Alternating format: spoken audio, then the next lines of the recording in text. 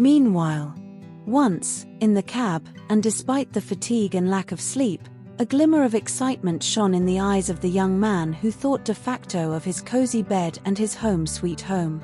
Each roll brought him a little closer to home, reviving many memories, many desires. He searched in his shirt pocket and pulled out a telegram that his childhood friend, Mustafa, sent him a week ago, kindly urging him to join him at Tamari's beach to spend a few days together.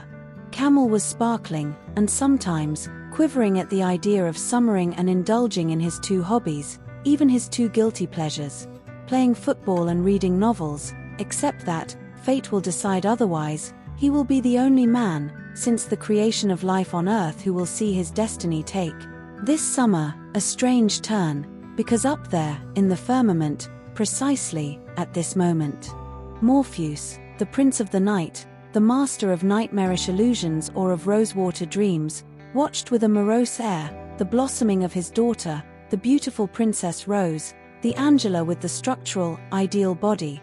His being vibrated at the idea that the prophecy of the enlightened Lucille, the old fairy Sybil, transformed into a senile old man, would one day come true, which would undermine her reign and push Rose to seek, among mortals, her grail before the eternal, and who will be none other than Kamal.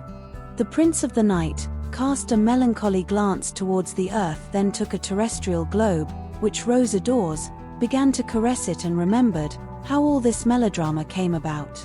Of Morpheus and the ball of the fairies. Mount Olympus. Long before, yesteryear. During an outrageously starry night, on the snowy peaks of Mount Olympus, echoed, from the resplendent palace of Zeus, the characteristic echoes of the Olympian festivities. Hypnos, master of sleep, was following, sullen, the progress of the ceremony of transfer of power between him and his successor son Morpheus, swallowed a mug of very cold nectar that a henchman Oneiroi offered him and asked for another.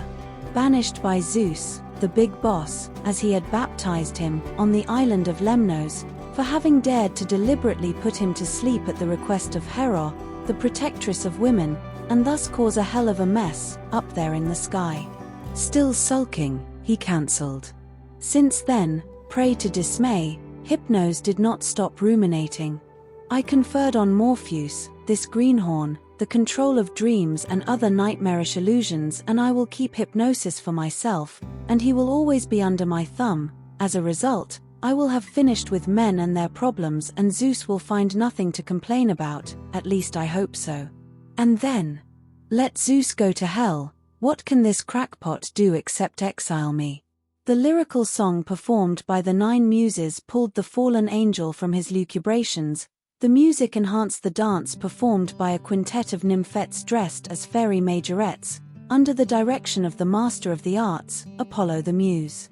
The guests toasted and settled their cheeks to the glory of the prince of the evening, who, despite the nectar and a clingy nymphette who flirted with him, remained alert since he had been vying for this succession for a long time.